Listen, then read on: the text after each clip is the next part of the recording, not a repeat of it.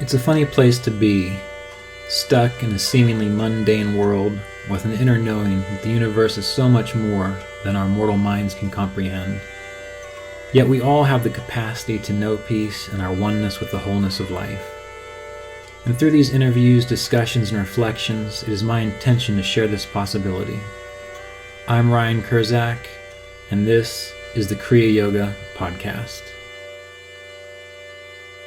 It might not seem like I'm a very devotional person. It just seems that way. When I would spend time with Mr. Davis, you would just think I was just some guy hanging out with Mr. Davis.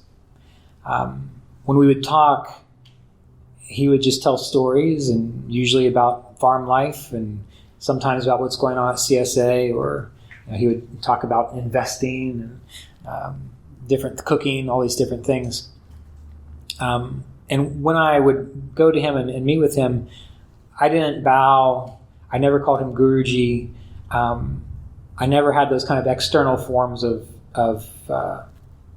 expression. And even in situations like this, I feel really weird bowing before the pictures. I've never done that. I do it now because I want to be appropriate to where we are, but it's not in my nature. But that doesn't mean in my mind or in my heart, like I don't have reverence for these individuals, because I clearly do, or at least in my heart I clearly do. So the reason I'm telling you this is because one of the most important foundations for this path is devotion. And by that I mean honoring what we have, having access to this kind of information, and having access to people like Ellen Ishidas and Roy Davis, who helped to embody this work. That puts you in a very different kind of state of consciousness. Some people have come to workshops, not so much these days, but back when I was a newbie, they would come to workshops, and it was like they were just peppering me with all kinds of doubtful questions. And I would think to myself, why are you even here? I mean, I never went to Roy with all these questions, prove this to me, prove that to me, why this, why that? And I never understood that. But when you come at it in that way, and I don't get that vibe from any of you, you're kind of coming at it in a way that isn't devotional, is kind of irreverent. There's no faith, there's no trust there. So in order to really ground yourself in this, find out how you can have devotion and faith. And if it means that you are more outwardly devotional, the way Ellen is outwardly devotional, or if you're more kinesthetically devotional, like bowing for pictures of teachers, or maybe chanting, or things of that nature. If that works for you, do that. Do that. If you are more internally devotional, meaning you respect, like you read a teacher's books and you think, this is great, I'm so glad I have access to this, that's devotion. When you're around a teacher and you're just kind of happy to be there, because what are they going to say? Maybe they're going to say something, that really helps me. And then there's that sense of joy and curiosity in that regard. That's devotion. So devotion doesn't have to look the same across the board. Even Mr. Davis, he never really appeared devotional, but I can remember, what was it? It was one of the Kriya Yoga congresses, and he was talking about Yogananda's passing. And here's Mr. Davis. I like voices today for some reason. Here's Mr. Davis. He's talking about Yogananda. And when Yogananda passed, or when Yogananda was going to die, he said, people ask who's going to replace Yogananda. And Yogananda said, nothing can replace me, only love can replace me. And when Roy said that, he started crying. and I've never seen Roy cry in my life. And he teared up, and all of a sudden, like, well, I got to get it together. And then he pulled it all together again, much like I did. And so you knew that he was also devotional. because he had that sense of connection to Yogananda and that sense of appreciation. So one of the best the reason this is important is because think about when you've been with a loved one, all right, like someone you actually really love, not someone you tolerate, not someone that you've just been with for so long that you just can't imagine being without them. I mean, someone that you really truly love. You would actually do anything for that person, right? You would do anything for them, and you wouldn't be thinking to yourself, "Gee, I wish I wasn't doing this." You wouldn't be thinking to yourself, "Wow, this is a drag. I can't wait till this is over." No, you're there and they need help and you do it. And it's nothing. You just do it. So what happens is when you really find that capacity for devotion, there is no why. There is no why do I do this? There is no how do I do this? There is no what do you mean? There is I'll find a way. You understand what I'm saying? So whatever it takes for you to kind of find that capacity for devotion, that's going to be the fire, and that's going to be the energy, and that's going to be the fuel that actually powers this whole thing. And truthfulness is going to be the added gasoline additive with it. All those two things together are what's going to power this. And then when you hit a difficult period, you're not going to say, "Why what's this Kriya Yoga all about anyway? Did I just get myself into some weird cult or something?" You're going to say, "I'm in a difficult time period. How do I roll with it? How do I continue doing what I'm doing?" The difficult time I went through with taking care of my wife, I still meditate every day, twice a day, and that was without any sleep. That was taking care of her 24/7. Why did I do that? Number one, because I cared for her. But number two, why did I continue with my spiritual practice? That's the point I'm getting at. Because I had 18 years of that, of doing the work, of realizing why it was important, of having that devotion. So when the time came and I had to split my time between caring for a person that I deeply loved, who needed a lot of time and attention, and doing my spiritual path, I didn't say, well, it's one or the other. I did both.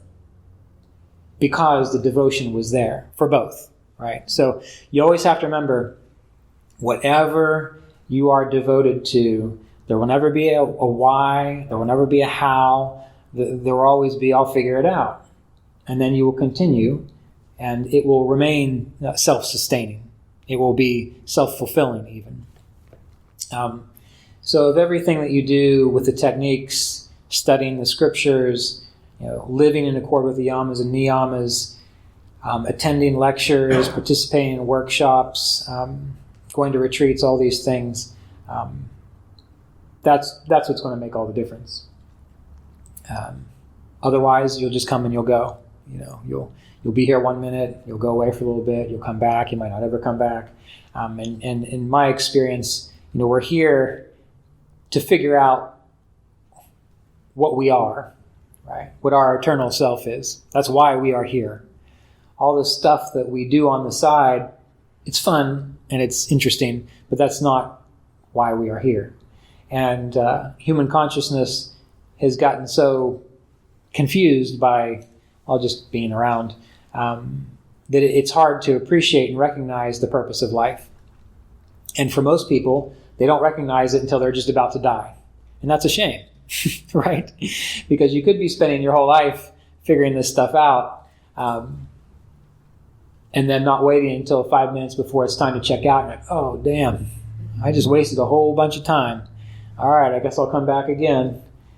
And then 70 years later, it happened again.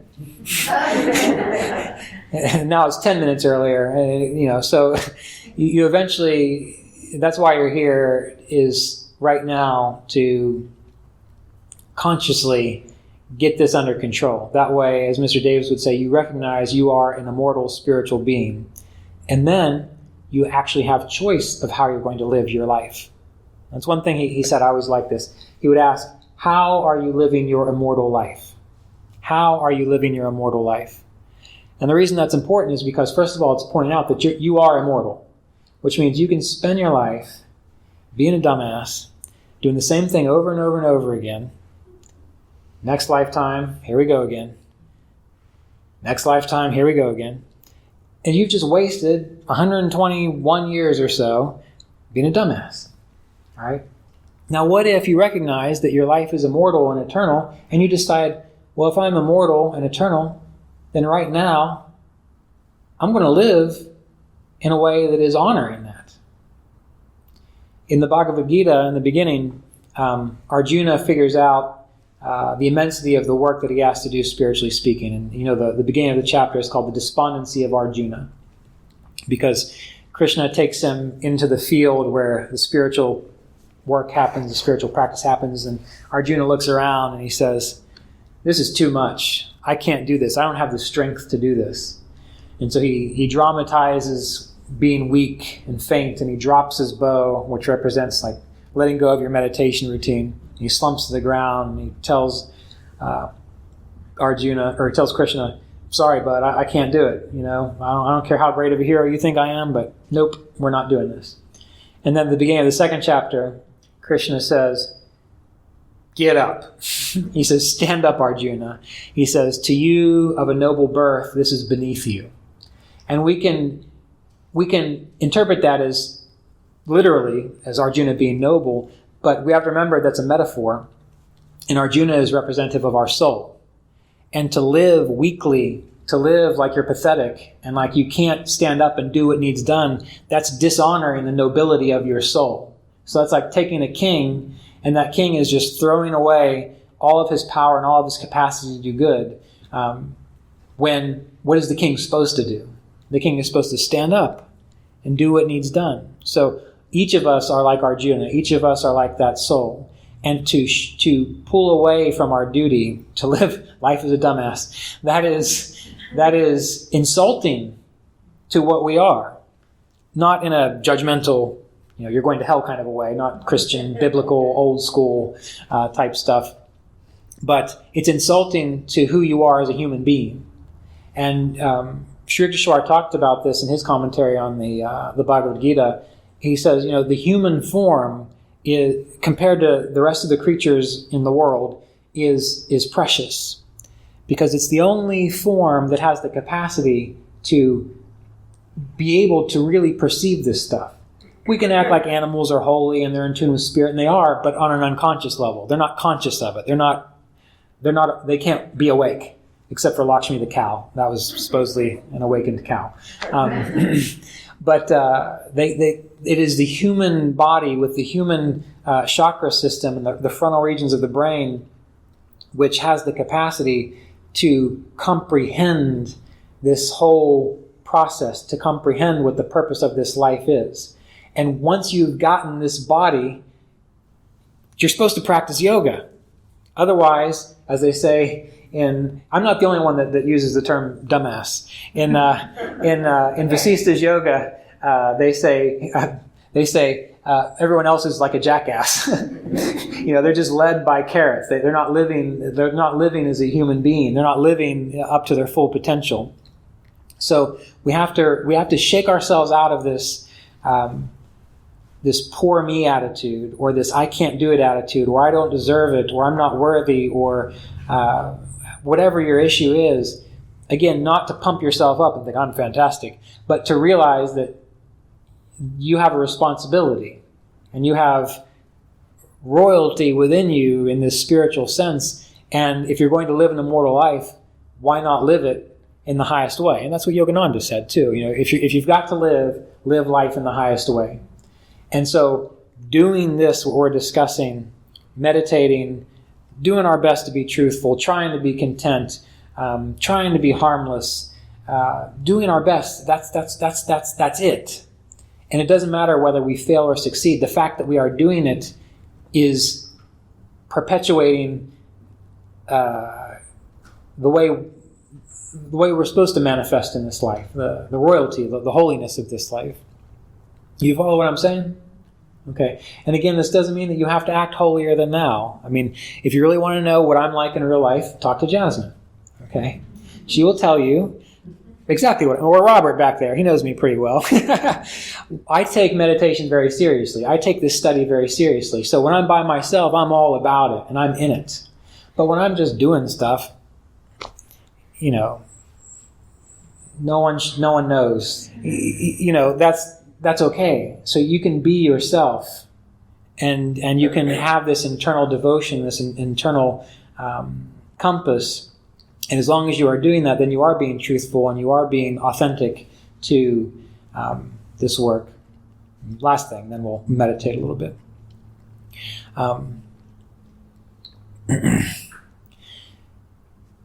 Your guiding principle should always be, does whatever I'm doing interfere with my spiritual path?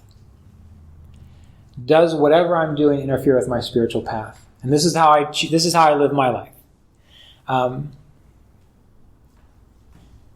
Am I going, like, for example, we had lunch at this restaurant and they had French onion soup. I love French onion soup. But onions tend to make me groggy and they don't allow me to meditate very well. I know that about myself. And I know that usually it's when I eat onions like later on in the day that happens. So I had French onion soup for lunch.